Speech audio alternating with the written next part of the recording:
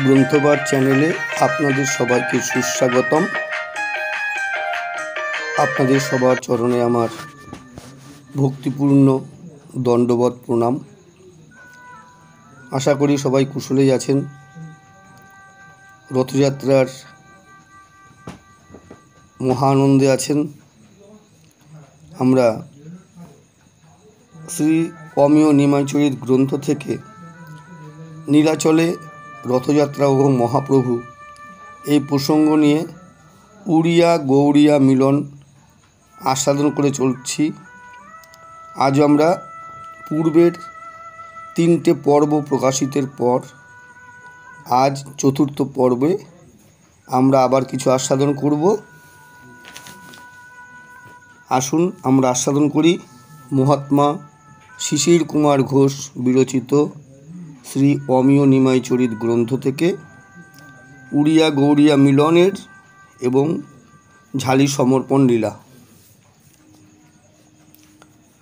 শ্রী কীর্তন মঙ্গলধ্বনি শ্রবণ করিয়া পুরুষোত্তমের লোকেরা উহা দর্শন ও শ্রবণ করিতে ধাইলেন। শ্রীকৃষ্ণ চৈতন্য সন্ন্যাসী নহেন, স্বয়ং শ্রীকৃষ্ণ। তখন সেখানকার প্রায় সকলেরই এই অটল বিশ্বাস। কাজেই তিনি তাহার পার্শ্বদগণ লইয়া নৃত্য করিতেছেন। ইহা দেখিয়া কাহার না স্বাদ হয়। প্রভুকে কেহ কদাচিৎ দর্শন পান, যদি কেহ কখনো পান তবে দেখেন তিনি ভাবে বিভোর ও ভক্তগণ পরিবেষ্টিত। সেই প্রভু অদ্য নৃত্য করিতেছেন, ইহা দেখিতে কাহার না লালসা হয়। তাই পুরুষ ও নারীগণ বালকগণ সহ চলিলেন। এমনকি স্বয়ং মহারাজ প্রতাপরুদ্র জ্ঞান হারা হইয়া সামান্য লোকের ন্যায় কীর্তন দর্শন ও শ্রবণ করিতে অট্টালিকায় আরোহণ করিলেন। রাজা চলিলেন, কাজেই পাত্র মিত্র ভৃত্য প্রভৃতি সঙ্গে চলিলেন।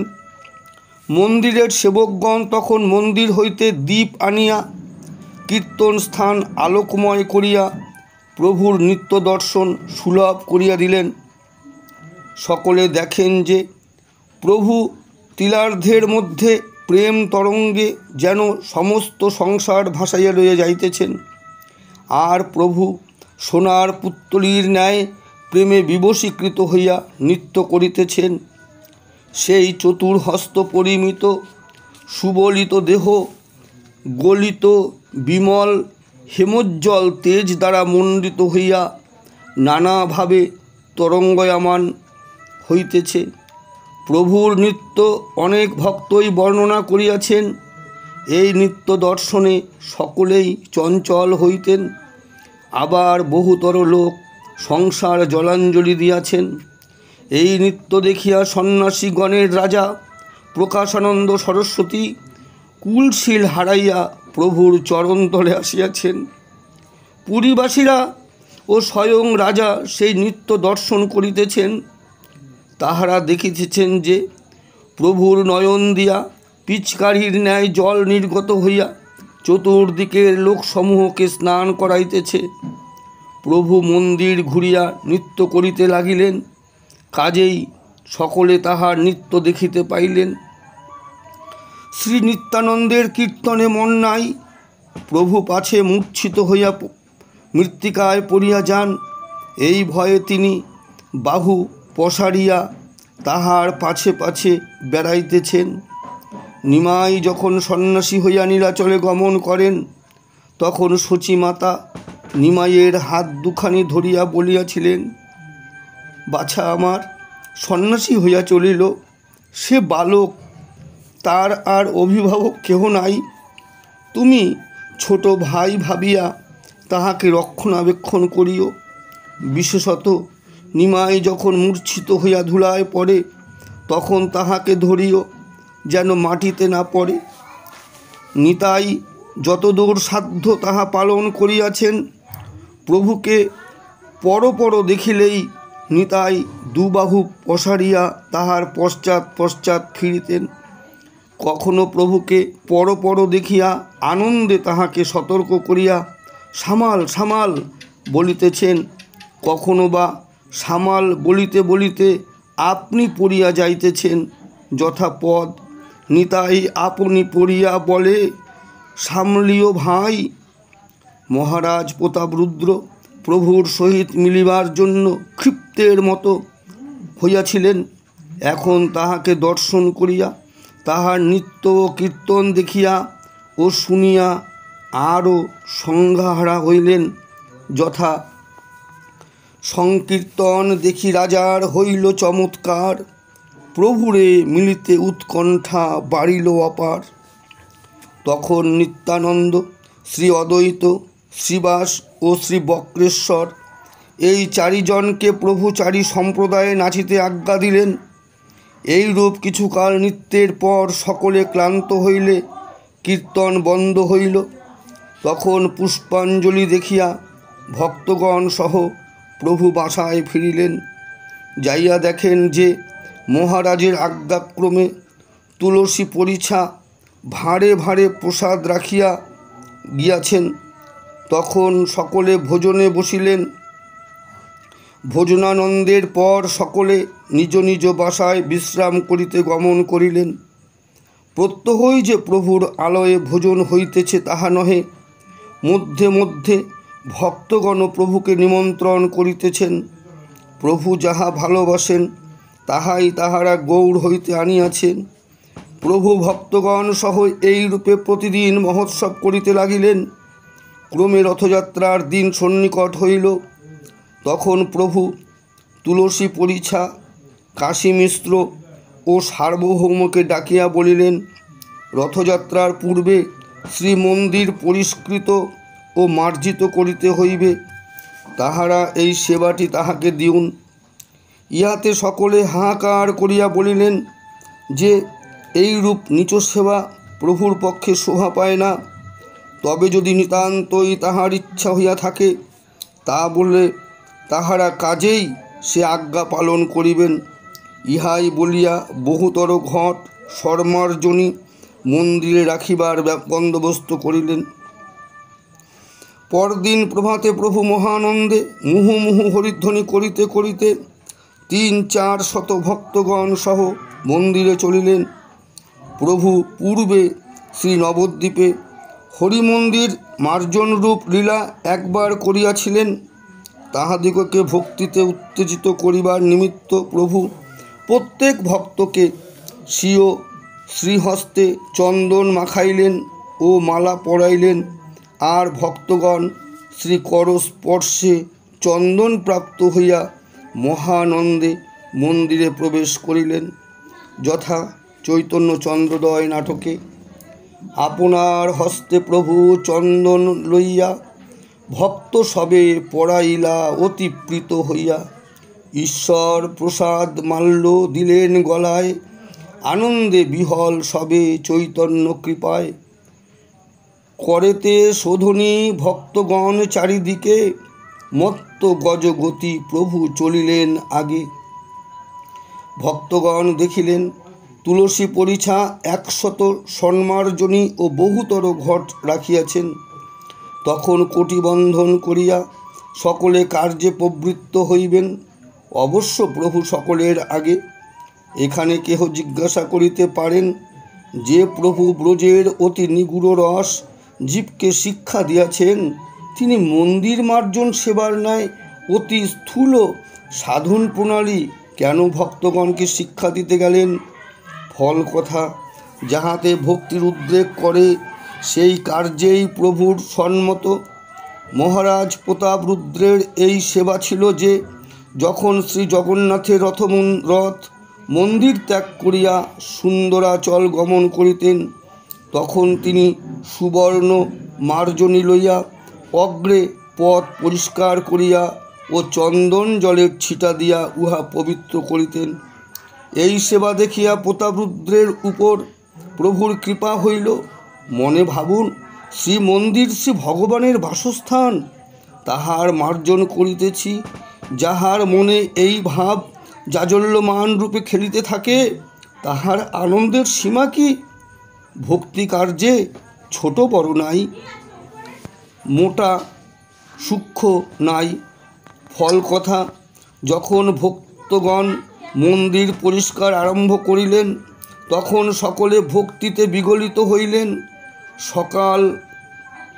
সকলে মুহুর্মুহু হরিধ্বনি সহিত দিক নিনাদিত করিতে লাগিলেন। সর্বাপেক্ষা প্রভুর উৎসাহ অধিক এবং তিনি অধিক কার্য করিতেছেন। যিনি ভালো করিয়া কার্য করিতেছেন, প্রভু তাহাকে সাধুবাদ করিতেছেন, আর সাধুবাদ পাইবার নিমিত্ত সকলেই প্রাণীর সহিত পরিশ্রম করিতেছেন, কিন্তু তবু কেহ প্রভুর সহিত পারিয়া উঠিতেছেন না। মাঝে মাঝে কীর্তন ও মাঝে মাঝে একটু নৃত্যও হইতেছে। মনে করুন, ইহার মধ্যে কোনো ভক্তের একটু বেগ বাড়িয়া উঠিল, তিনি আর থাকিতে না পারিয়া একটু নৃত্য আরম্ভ করিলেন। অমনি ভক্তগণ সমুদায় কার্য ফেলিয়া কীর্তন শুরু করিলেন। কাজেই মন্দির মার্জন কার্য তত শীঘ্র হইতেছে না। সন্মার্জনীর দ্বারা উপর ও তলদেশ পরিষ্কার করিয়া শেষে হস্ত দ্বারা আবর্জনা কুড়াইতে লাগিলেন। প্রভু বলিলেন, যিনি যত কুড়াইবেন সব এক স্থানে জড়ো করো, পরে বিচার করিয়া যাহার অধিক হইবে তিনি পুরস্কার, আর যাহার কম হইবে তিনি দণ্ড পাইবেন। শ্রী অদ্বৈত উপবাসে, বয়সে, পথশ্রমে ও নানাবিধ কারণে দুর্বল, অধিক কুড়াইতে পারেন নাই। বিচারে প্রভুর কঙ্করের কারি সর্বাপেক্ষা অধিক ও শ্রী অদ্বৈতের সর্বাপেক্ষা কম হইল। তখন প্রভু হাসিয়া শ্রী অদ্বৈতকে বলিতেছেন যে, পূর্বে যে কথা স্থির হয় তাহাতে তুমি দণ্ডাহ। শ্রী অদ্বৈতের উত্তর নাই। তখন স্বরূপ তাহার পক্ষ হইয়া বলিতেছেন, প্রভু, তুমি গোয়ালা, পেট ভরিয়া দুধ ও ননি খাও, তোমার সহিত তাপস ব্রাহ্মণ শ্রী অদ্বৈত পারিবেন কেন? স্বরূপ যেরূপ প্রভুকে স্বয়ং শ্রীকৃষ্ণ সাব্যস্ত করিয়া কথা কহিলেন, প্রভুও সেইরূপ শ্রী অদ্বৈতকে মহাদেব স্থির করিয়া বলিলেন, স্বরূপ নয়, তাহা নয়। যিনি ব্রহ্মাণ্ড সংহার করেন, শ্রী ভগবান তাহার জয় কখনো দেন না। স্বরূপ ধর্মের বল জানিবা। স্বরূপ বলিলেন, গোয়ালা বুঝি বড় সাধু পুরুষ, পুতনা দিলে স্তনদুগ্ধ, আর সেই হতভাগিনী সেই অপরাধে মারা গেল। প্রভু বলিলেন, স্বরূপ কথা কাটাকাটি করার কি ফল? শ্রী জগন্নাথ দেব এখানে স্বয়ং সাক্ষী।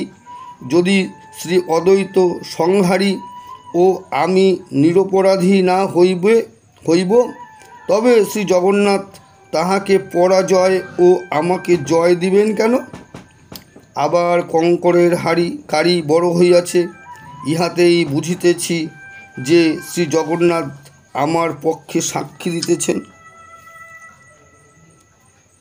শ্রী অদ্বৈতের তখন কথা ফুটিল। তিনি বলিলেন, যে ব্যক্তি সুজন হয় সে আপনাকে আপনি সাক্ষী মানে না। তোমার সাক্ষী জগন্নাথ, আর তুমি শ্রী জগন্নাথের সাক্ষী। ইহাতেই প্রমাণ তোমার কিরূপ সুজন। সুতরাং নিত্য গীত ও কায়িক পরিশ্রমের সহিত হাস্য কৌতুকও হইতেছে। মন্দির পরিষ্কৃত হইলে জল আনিবার আজ্ঞা শ্রী চৈতন্য চরিতামৃতে। শত শত লোক জল ভরে সরোবরে, ঘাটে স্থল নাহিক কেহ কূপে জল ভরে। পূর্ণ কুম্ভ লইয়া আসে শত ভক্তগণ, শূন্য ঘট লইয়া যায় আর শতজন। ঘটে ঘটে ঠেকাঠেকি কত ঘট ভাঙি গেল, শত শত ঘট তাহা লোকে আনি দিল। জল ভরে ঘট ধোয়ে করে হরিধ্বনি, জল ভরে ঘর ধোয়ে করে হরিধ্বনি। কৃষ্ণ হরিধ্বনি বিনু আর নাহি শুনি। কৃষ্ণ কৃষ্ণ কহি করে ঘট সমর্পণ, কৃষ্ণ কৃষ্ণ কহি করে ঘটের প্রার্থন। যেই কহে সেই কহে কৃষ্ণ নাম, কৃষ্ণ নাম হইল তাহা সংকেত সর্বকাম। প্রেমাবেশে কহে প্রভু কৃষ্ণ কৃষ্ণ নাম, একেলা করেন প্রেমী শতজনের কাম। এই রূপে সমস্ত মন্দির ধৌত করা হইল যথা চন্দ্রোদয় নাটকে, এবং গৃহ মাঝি কইল প্রসন্ন শীতল, আপন চরিত্র যেন আপন অন্তর। অর্থাৎ প্রভুর অন্তর যেরূপ পবিত্র ও শীতল, মন্দিরও সেইরূপ পরিষ্কার ও ধৌত করিয়া শীতল ও পবিত্র করিলেন। ভক্তগণ মন্দিরে জল ঢালিতেছেন, সেই উপলক্ষে কেহ বা প্রভুর শ্রীপদ ধোয়াইতেছেন, আবার সেই জল পান করিতেছেন। প্রভু আমার সরল চিত্ত, ইহার বিন্দু বিসর্গ জানিতে পারিতেছেন না।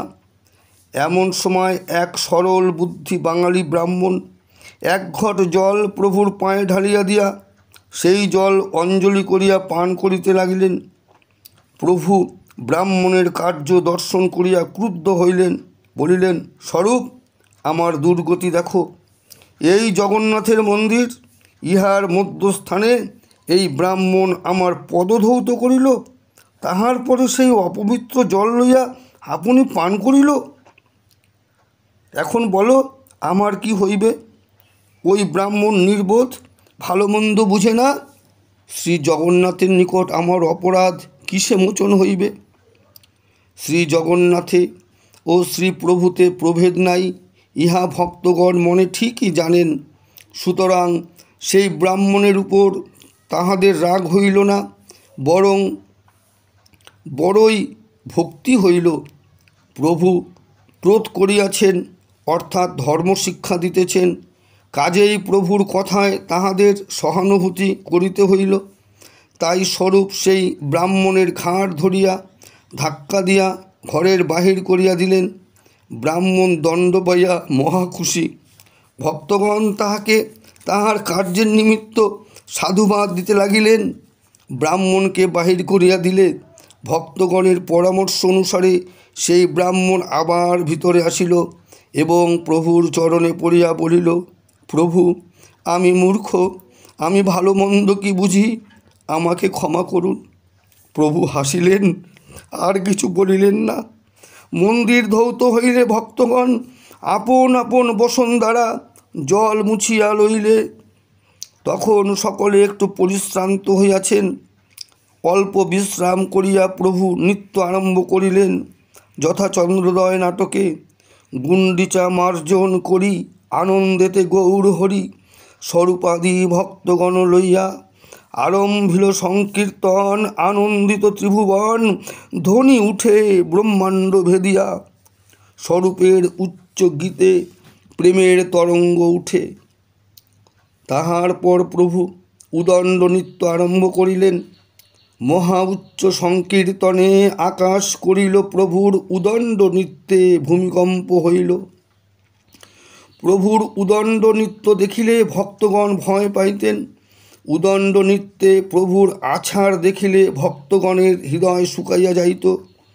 স্বরূপ বেগতিক দেখিয়া কীর্তনে ক্ষান্ত হইলেন, কাজেই প্রভুও ক্রমে নৃত্যে ক্ষান্ত দিলেন। সকলে একটু শান্ত হইলে ভক্তগণ সহ প্রভু সরোবরে ঝম্প দিলেন এবং কৃষ্ণের বাল্যলীলাভাবে বিভাবিত হইয়া মহানন্দে সকলে জলকেলি আরম্ভ করিলেন। তখন কাহারও বাহ্যজ্ঞান নাই, কি বৃদ্ধ কিবা যুবা, সকলেই নিতান্ত বালকের ন্যায় খেলা আরম্ভ করিলেন।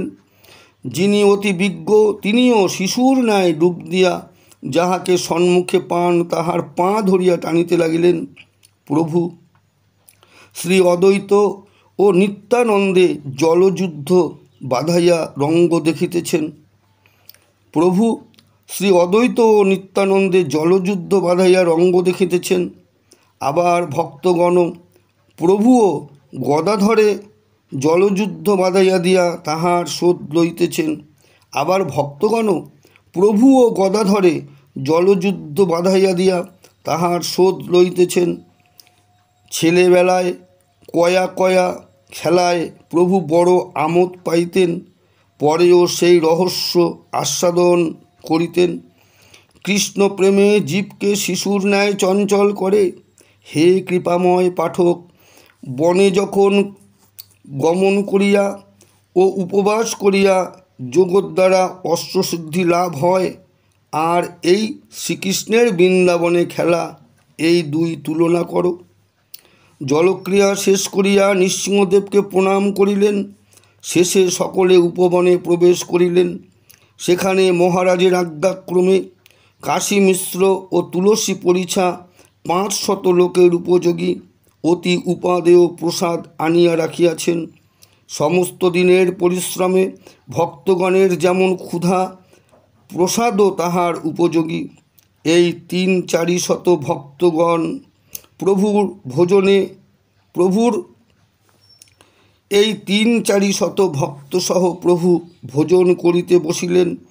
মধ্যস্থানে প্রভু, তাহার দক্ষিণে সার্বভৌম, তাহার পার্শ্বে পুরী ও ভারতী, তাহার পরে অদ্বৈত নিত্যানন্দ। ইহাদের ঝগড়া করিতে সুবিধা হইবে বলিয়া ভক্তগণ জোগাড় করিয়া তাহাদিগকে পাশাপাশি বসাইয়া দিলেন। আজ সার্বভৌমের সমন্বয় হইবে। তিনি বড় শুদ্ধাচারী ব্রাহ্মণ, বিধির দাস। অদ্য 36 বর্ণ একত্র হইয়া মহাপ্রসাদ, অর্থাৎ সেই শূদ্রপৃষ্ঠ অন্ন শূদ্রের হস্তে 36 বর্ণের সহিত ভোজন করিবেন। তাই সার্বভৌমকে প্রভু আপনি ধরিয়া নিজের কাছে বসাইয়াছেন। তখন প্রভু হরিদাস বলিয়া ডাকিতে লাগিলেন। হরিদাস মুসলমান। তিনি যদি সেই মহাকুলীন ব্রাহ্মণগণের মধ্যে এক পংক্তিতে বসেন, তবে হিন্দুত্বের শ্রাদ্ধ হইয়া যায়। কিন্তু ভক্তগণের তখন মনের এই ভাব যে কৃষ্ণ জগতের পিতা, আর সকলেই তাহার সন্তান। সুতরাং হরিদাস তখন ভোজনে বসিলে সে যে কোনো অন্যায় কার্য হইবে, ইহা কেহ ভাবিতেও পারিতেন না। কিন্তু হরিদাস দিন হইতে দিন তিনি করজোড়ে বলিলেন, প্রভু, আমাকে বধ করিবেন না। আমি এ সমাজে বসিবার উপযুক্ত নহি। আমাকে নিজ গুণে ক্ষমা করুন। প্রভু আর পীড়াপিড়ি করিলেন না। পরিবেশক 7 জন নিযুক্ত হইলেন, যথা স্বরূপ, জগদানন্দ, দামোদর, কাশীশ্বর, গোপীনাথ, বাণীনাথ ও শঙ্কর। ইহাদের মধ্যে বাণীনাথ কায়স্থ।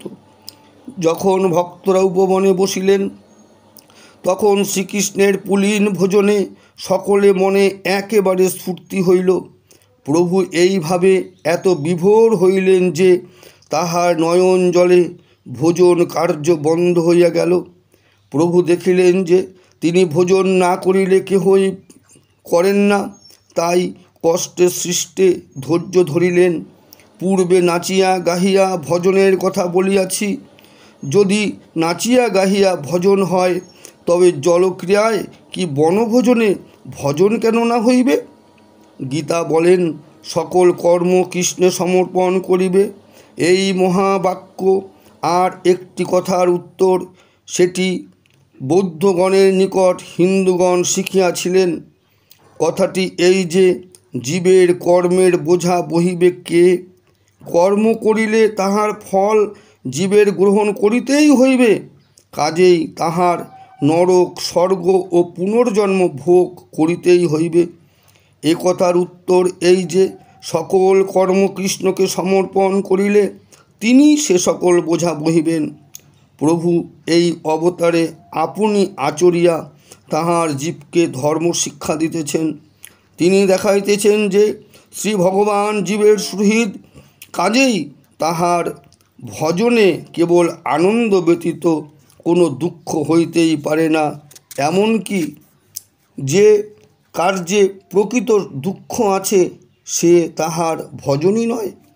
তবে কোনো ভজনে আপাতত দুঃখ বোধ হইতে পারে, কিন্তু সে দুঃখ প্রথমে প্রকৃত ভজনের চরম কেবল আনন্দ।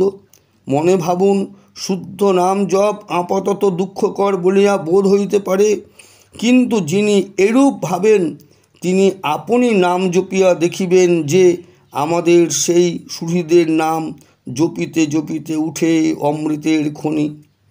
অতএব হরিমন্দির মার্জন যদিও নিচ কার্য, কিন্তু উহাও ভজন। আবার জলক্রিয়া ও বনভোজন, উহাও ভজন। তবে কিনা কৃষ্ণে অর্পণ করিয়া করিলে সমুদয় কার্যই ভজন হয়। কাজেই ইহার ফলস্বরূপ বোঝা বহিতে হয় না।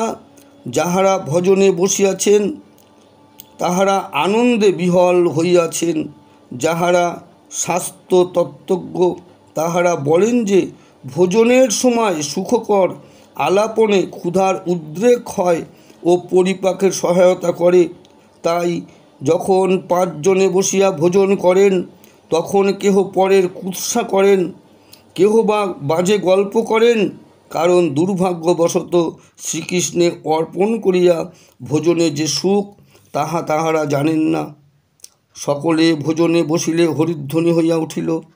প্রথম গ্রাস বদনে দিবার সময় ভাবিতেছেন যে শ্রী ভগবানের অধরামৃত দ্বারা ইহা পবিত্রীকৃত হইয়াছে, আর প্রকৃতই প্রত্যেক গ্রাস ভক্তগণের জিহ্বায় অনির্বচনীয় উপাদেয় আস্বাদ দিতেছে। আবার কৃষ্ণের সুখকে ভক্তেরা আপনার সুখ বলিয়া মনে করেন বলিয়া শ্রীকৃষ্ণ ইহা আস্বাদ করিয়া সুখানুভব করিয়াছেন ভাবিয়া তাহারা আরও আনন্দ পাইতেছেন। এইরূপ মনের ভাবে কোনো ভক্ত সময়োপযোগী একটি শ্লোক পাঠ করিলেন, আর সেই সঙ্গে সকলে সেই শ্লোকটি আস্বাদন করিলেন। সেই শ্লোকটিতে অন্য একটি ভাবের উদয় হওয়াতে আর একজন ভক্ত আর একটি শ্লোক পড়িলেন। ইহা শুনিয়া ভক্তগণ পুলকিত হইয়া গমন ভেদিয়া হরি হরি বলিয়া উঠিলেন। এই গেল মহোৎসবের মহাপ্রসাদ ভোজনের সুখ, এই গেল ভোজনে ভজন। ইহার মধ্যে কেহ বা হাস্য কৌতুক করিতেছেন, আর সকলে আনন্দে টলমল করিতেছেন বলিয়া উহা শ্রবণ করিয়া হাসিয়া গলিয়া পড়িতেছেন। আজকে আমরা গুন্ডিচা মন্দির মার্জন লীলাটি আস্বাদন করলাম। এখনও অনেক বাকি। হরে কৃষ্ণ। পাঠে ভুল ভ্রান্তি ত্রুটি বিচ্যুতি আপনারা ক্ষমা করবেন। আমরা 5ম পর্বে আবার আস্বাদন করব। জয় নিতাই, জয় গৌর, জয় রাধা শ্যামসুন্দর, জয় ভক্তগণ, জয় ভক্তিমতী মায়েদের। সবার চরণে দণ্ডবত জানিয়ে বিশ্রাম দিলাম। যদি ভালো লাগে তাহলে লাইক করবেন, মতামত জানাবেন অর্থাৎ কমেন্টস করবেন, এবং অন্যের মধ্যে শেয়ার করবেন। যদি এই চ্যানেলটি সাবস্ক্রাইব না করে থাকেন, সাবস্ক্রাইব করলে ইতিপূর্বে প্রকাশিত প্রায় 186খানা ভিডিও এবং পরবর্তীকালে যা প্রকাশ হবে আপনারা তা আস্বাদন করতে পারবেন। আস্বাদনের সময় এই পাঠকের ত্রুটি বিচ্যুতি অবশ্যই আপনারা ক্ষমা করে নেবেন। জয় নিতাই, জয় গৌর।